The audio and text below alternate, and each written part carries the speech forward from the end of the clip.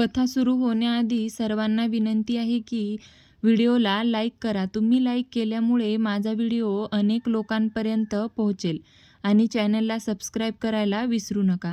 चला तर मग लगेचच आपण आजच्या कथेला सुरुवात करूयात. भाग 55. वरद आणि सोनल दोघेही माईंसमोर उभे होते. माई त्या दोघांना रोखून पाहत होत्या. तुम्हाला काहीच कसं वाटलं नाही असं वागायला? वरद, अरे तू असं वागशील असं वाटलं नव्हतं आम्हाला.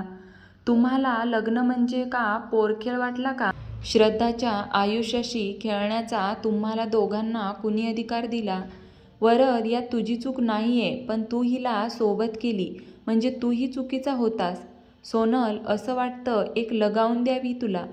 इतकं कसं डोकं चालतं ग तुझं? प्लॅन करताना तुला काय वाटलं नाही? मला काही कळणार नाही का? सरनोबतवाड्यात असं कधी झालंय का एखादी गोष्ट माझ्यापासून लपली आहे? मग तुझी हिंमत कशी झाली असं वागायची? माई तिच्यावर ओरडून म्हणाल्या. सोनल घाबरून माईकडे पाहू लागली. माईंना लग्नाच्या दिवशी जे झालं होतं ते सगळं माईंना माहीत झालं होतं. माई, सोनल काही बोलणार त्याआधी माई चिडून म्हणाल्या, एक शब्द बोलू नकोस. आज सण आहे म्हणून तुला मारलं नाही, नाहीतर तुझे गाल लाल करायला मला वेळ लागला नसता. वरद, तुझ्याकडून ही अपेक्षा नव्हती. माई नाराज होऊन म्हणाल्या. माई, आय एम सॉरी. मी या गोष्टीला सोनलला विरोध केला होता. पण वरद बोलता बोलता मध्येच थांबला. पण तिने तुला जबरदस्ती या प्लॅनमध्ये सामील केलं ना? प्रेमाची शपथ घेऊन माई तिरकस म्हणाल्या. वरद, मी सोनलला लहानपणापासून पाहत आहे. नात आहे ती माझी. तिची नस न नस ओळखते मी. शेवटी रत्नाची मुलगी आहे ना, थोडे गुण तर येणारच ना. सगळं काही कळलं आहे मला. कधीच पण शांत राहिली मी. सोनल घाबरून माईकडे पाहत होती. माईला समजलं म्हणजे घरातल्या प्रत्येकालाही कळणार. सोनलने कपाळावर आलेला घाम पुसला. सोनल, यासाठी मी तुला कधीच माफ करणार नाही. श्रद्धा तुझी बहीण आहे ग, कुणी शत्रू नाही. जे तू अशी वागलीस, काय परिणाम झाला असेल तिच्या मनावर? नाही म्हटले तरी तिची हकनाक बदनामी झाली ना. सॉरी माई, चूक झाली. माफ कर माई. मी पुन्हा कधीच तिला दुखावणार नाही. सोनल माईच्या पायाजवळ बसून म्हणाली. तू फक्त तिला दुखव. तू तिला फक्त दुखव, मग मी आहे आणि तू आहेस. आता चेहऱ्यावर हसू ठेवायचं आणि रूममधून बाहेर पडायचं. वरद, समजाव हिला. चुकून सुद्धा हिने आता श्रद्धाला दुखावू नये, नाहीतर ही दमयंती सरनोबत मग पाहणार की समोर कोण आहे आणि नाही ते. माई आवाजात जरब ठेवून म्हणाल्या. माई, मी वचन देतो तुम्हाला की असं पुन्हा होणार नाही. मीही माफी मागतो तुमची, कारण कुठेतरी मीही दुखावलं तिला. कुठलीच मुलगी हे सहन करणार नाही. मी हवं तर तिचीसुद्धा माफी मागायला तयार आहे. वरद, तू नको श्रद्धासमोर हा विषय काढू. आता कुठेतरी ती यातून सावरली आहे. सोनल चेहऱ्यावर हसू ठेवून माई म्हणाल्या आणि रूममधून बाहेर पडल्या. त्या जाताच ते दोघेही बाहेर पडले. सोनलने चेहऱ्यावर अजिबात दाखवलं नाही, नाहीतर माईंनी तिला पुन्हा झापलं असतं.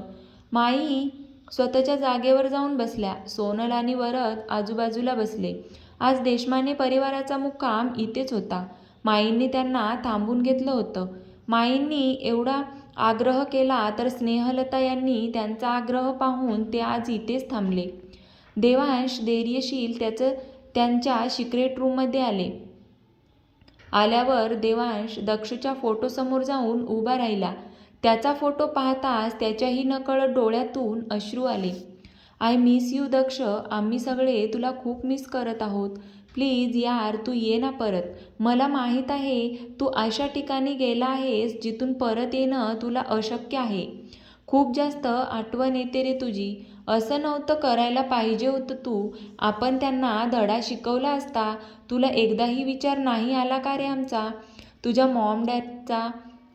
मॉम डॅडचा सुद्धा? तू गेल्यानंतर त्यांची काय अवस्था झाली आहे रे. हे रडणं आता थांबव. देवांश आपल्याला असं रडताना पाहून त्याला किती त्रास होत असेल.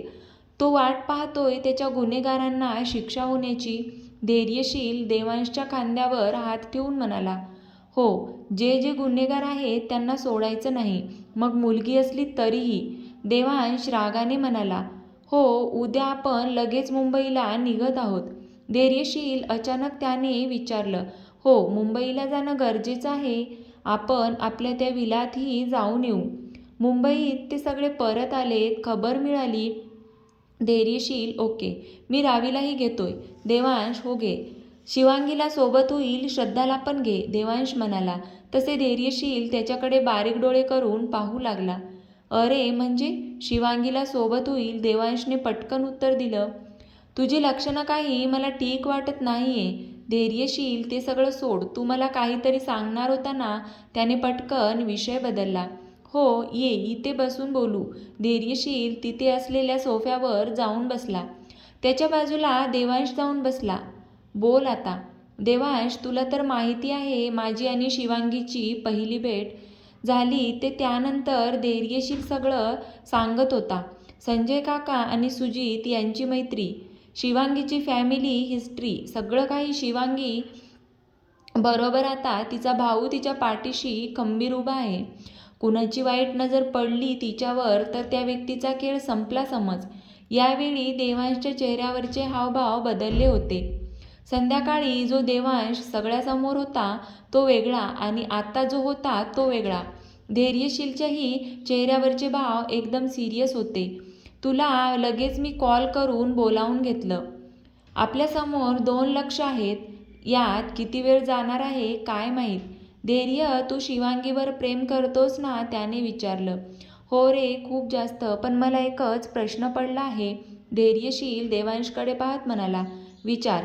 चक्क तुला प्रश्न पडला आहे? हाच मला आत्ताच प्रश्न पडला. देवांश हसू दाबत म्हणाला. गप ना.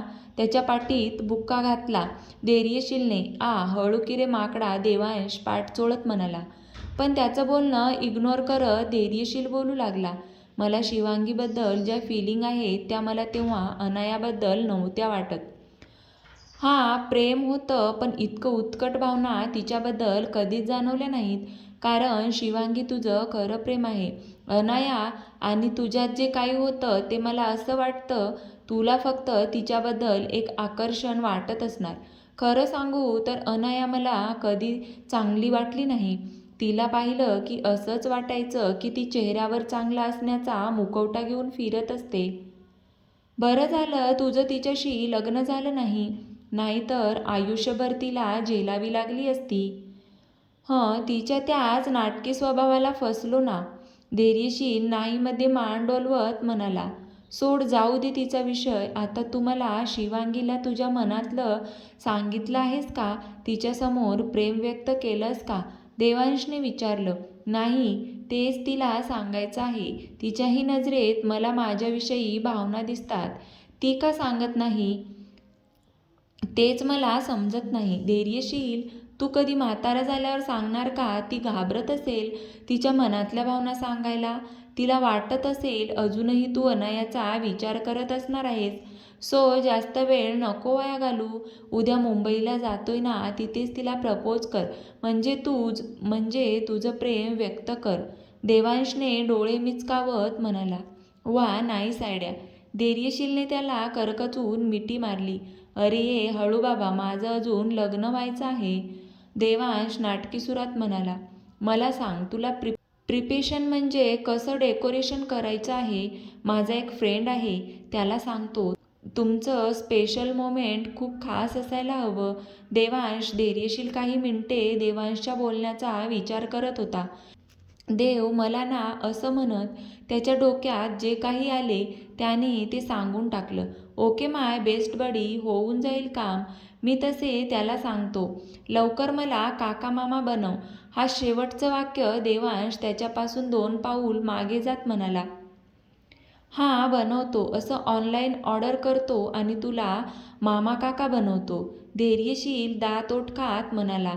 इथे आम्ही दोघांनी अजून एकमेकांना आमचं प्रेम व्यक्त करायचं बाकी आहे आणि तू चालला मामा काका बनायला. त्यात काय एवढं, होऊन जाईल सगळं काही फास्ट. यावेळी देवांश त्याच्यापासून 4 हात लांब राहून बोलला. धैर्यशील त्याला मारण्याचा त्याच्या मागे पळून प्रयत्न केला. देवांश पळण्याच्या तयारीत होता. जसं धैर्यशील त्याच्याकडे पळत येताच दिसला तसे तोही पळू लागला. त्या सिक्रेट रूममध्ये या दोघांची पकडापकडी सुरू होती. 29 वर्षाचे ते दोघेही लहान मुलांसारखे वागत होते. तुम्ही व्हिडिओला लाईक केल्यामुळे माझा व्हिडिओ अनेक लोकांपर्यंत पोहोचेल आणि तुम्ही सबस्क्राईब केल्यामुळे मला अजून छान छान आणि नवनवीन व्हिडिओ बनवायला प्रोत्साहन मिळेल. त्यासाठी आपल्या चॅनलला नक्की सबस्क्राईब करा. भाग 56. धैर्यशील माईच्या रूममध्ये आला होता. त्याला इतका उशिरा आलेलं पाहून माईंनी काळजीने विचारलं, धैर्यशील सगळं ठीक आहे ना? तुला बरं वाटत आहे ना? माईंनी त्याला पाहताच एकामागून एक प्रश्न विचारायला सुरुवात केली. माई रिलॅक्स, सगळं ठीक आहे, मी पण ठीक आहे, तुझ्याशी बोलायचं होतं. धैर्यशील बेडच्या बाजूला उभा राहिला आणि म्हणाला, उभा का आहेस? बसून बोल, ये बस इथे. माईंनी त्याला बेडवर बसायला सांगितलं. तसे तो लगेच माईच्या बाजूला जाऊन बसला. बोल, काय बोलायचं आहे? माईंनी विचारलं. माई, मी उद्या मुंबईला जात आहे. मी एकटाच नाही तर शिवांगी, रावी, देवांश आणि श्रद्धा, आम्ही चौघेही जातोय. धैर्यशीलने एका दमात बोलून गेला. बरं, नीट जावा. शिवांगीला वेळ दे. तिथे गेल्यावर कामात नको बिझी होऊ. माईंनी भरपूर सूचना दिल्या धैर्यशीलला. माई, मी मुंबईला का जातो हे तुला माहीत आहे, पण यावेळी अजून एक लक्ष आहे. शिवांगीसाठी जातोच, पण आता दक्षचे गुन्हेगारही मुंबईत परत आलेत. तुला तर सगळं माहीतच आहे ना? धैर्यशील माईकडे पाहत म्हणाला. माहीतच आहे. काळजी घ्या. सकाळी लवकर निघणार आहात का? माईंनी विचारलं. हो, 10-10:30 वाजता निघू. धैर्यशील बरं. माई झोप आता. मी 2 दिवस नाहीये तर काळजी घे. तुला सांगायची गरज नाही. वाड्याबाहेर काही लोक आपल्यावर लक्ष ठेवून आहेत, तर सांभाळून. धैर्यशील काळजीने म्हणाला. हो, नको काळजी करूस. माझे 2 शेर आहेत की घरात. ते असल्यावर कसली आली काळजी? माई हसत म्हणाल्या.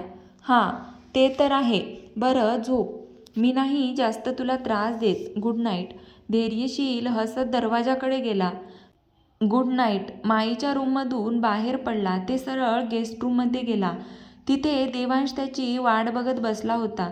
धैर्यशीलला आत आलेलं पाहून देवांशने सांगितलं का माईला? हो, सांगितलं. काळजी घ्या म्हणून बोलली. तिलाही दक्षची आठवण आली. धैर्यशील डोळ्यात आलेले अश्रू पटकन पुसला. येणारच ना, दक्ष असा होताच ना, त्याने सगळ्यांना जीव लावला होता. हिरा होता आपला दक्ष. आपण काय पुण्य केलं होतं जे आपल्या नशिबात दक्षसारखा मित्र आला. आपण कमनशिबी की त्याची साथ आपल्याला खूप कमी वेळ भेटली. आयुष्यभर मैत्री निभावण्याचे वचन दिलं होतं एकमेकांना, पण तो असा मध्येच आपल्याला सोडून इतका दूर कायमचा निघून जाईल असा विचार कधी केला नव्हता. देवांशने डोळ्यात आलेले अश्रू पुसत म्हणाला. देव, का असं झालं? का खोटे आरोप लावले रे त्याच्यावर? अख्ख्या कॉलेजला माहीत होतं ना की तो तसा नाहीये, तरीही त्याच्याकडे असे पाहत होते जसे त्याने खरंच रेप केला होता. तिच्यावर का तर मुलीची जबान खरी असते तर. अरे पण तिने सगळं खोटे आरोप लावले होते. एका निर्मळ चांगल्या मुलाला त्यांनी मारलं त्यांनी. खुनी आहे ते दक्षचे, आणि जे कुणी यात सामील होते त्यांना आणि ज्यांनी त्याला खूप बोल लावले, पुरावे नसतानाही त्याला इतकं अपमानित केलं, त्यांना सोडणार नाही. शेर अपने असली रूप में आ चुका है अब. शेर की पूरी गँग ही वापस आ चुकी है ते म्हणतात ना. काहीतरी खूप मोठं करण्यासाठी 2 पावले मागे जावी लागतात. तसेच आपण आहे. देव, आता येणारे दिवस फक्त आपलेच आहेत. तू तुझ्या माणसांनाही कामाला लाव, तसे मी रॉकी आणि जॅकला लावलं आहे. धैर्यशीलने सिगारेट ओढत म्हणाला. सॉरी काका, पण मला जास्त राग आला की घ्यावं लागतंच. त्याने मनातल्या मनात माफी मागितली. त्याच्या सोबतीला देवांशी सिगरेट कश ओढत होता. 4 वर्ष वाट पाहत होतो ना, ते सगळेजण देश सोडून निघून गेले होते. सगळं थंड झाल्यावर पुन्हा आहे ही केस कोणाकडे होती? क्षितिजा नाव चांगलंच डोक्यात फिट आहे. या नावाचा इतका तिरस्कार वाटतो की देवांश रागात म्हणाला. मलाही सेम धैर्यशीलने म्हटले. आपल्याला या सवयी नव्हत्या. धैर्य क्यासे क्या हो गए हम. घरी कुणालाही माहिती नाहीये मी सिगारेट ओढतोय. कळलं तर बिनपाण्याची निघायची. देवांशने केसातून हात फिरवला आणि म्हणाला, माईंना कळलं ना तर आपल्या दोघांची बिनपाण्याची निघायची. धैर्यशीलने त्याच्याकडे एक कटाक्ष टाकत म्हणाला. दोघेही सिगारेट ट्रेसमध्ये सिगारेट ठेवून दिली. झोप तर दोघांच्याही डोळ्यावर नव्हती, तर इथेही धैर्यशील आणि शिवांगीच्या रूममध्ये त्या तिघी गप्पा करत बॅग पॅक करत होत्या. वहिनी, हा ड्रेस तू घालणार आहे? मला काही माहिती नाही. रावी, तूच सांग तुझ्या लाडक्या मैत्रिणीला. श्रद्धा रावीकडे पाहत म्हणाली. यार शिव, प्लीज, आपण तिथं फिरणारी आहोत. साड्या घालून फिरणार आहेस का? त्या साड्या ठेव बाजूला आणि हे शॉर्ट ड्रेस ठेव. तू कधी कधी ना काकूबाईसारखं वागतेस, रावीने म्हटले. रावी, काय ग, असं काय बोलतेस? मी काकूबाई नाहीये. काय? शिवांगी गाल फुगून म्हणाली. अगं मग काय, ते काही नाही. तू हे ड्रेस फिरायला गेल्यावर घालायचे आहेत आणि तू काही एकटी नाहीये, आम्ही आहोत की. सो प्लीज आता पटकन बॅग पॅक कर. मी सकाळी लवकर घरी जाऊन माझी बॅग पॅक करेल. फक्त मला लवकर उठवा हा. रावी हसत त्या दोघींकडे पाहत म्हणाली. हो, उठवतो आणि मोबाईलमध्ये अलाराम पण लावतो. म्हणजे कसं टेन्शन नाही. शिवांगी, अजिबात घाबरायचे नाही. जे तुझं आहे ते कायम तुझंच राहणार. मी दोन्ही अर्थाने बोलत आहे. एक म्हणजे तुझा वाडा आणि दुसरा तुझा नवरा. धैर्यशील कायमचा तुझा झाला आहे. मला थोडं दुःख झालं की मी माझा मित्र आता आम्हाला विसरणार, पण भारी वाटलं की तू आमची फ्रेंड झालीस.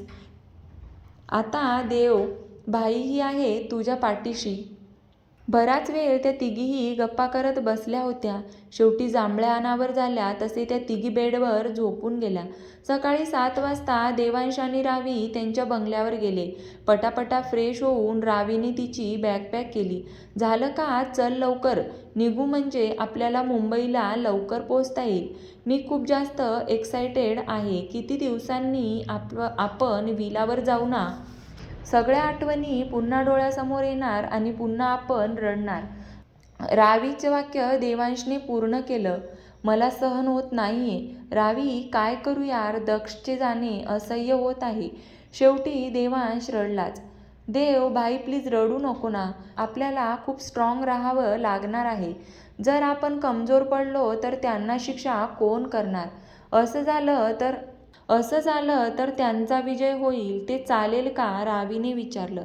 तर कशी वाटली तुम्हाला आजची ही कथा? आवडली असेल तर व्हिडिओला लाईक, शेअर आणि सबस्क्राईब करायला विसरू नका. पुढचा भाग आपण लवकरच पाहणार आहोत. धन्यवाद.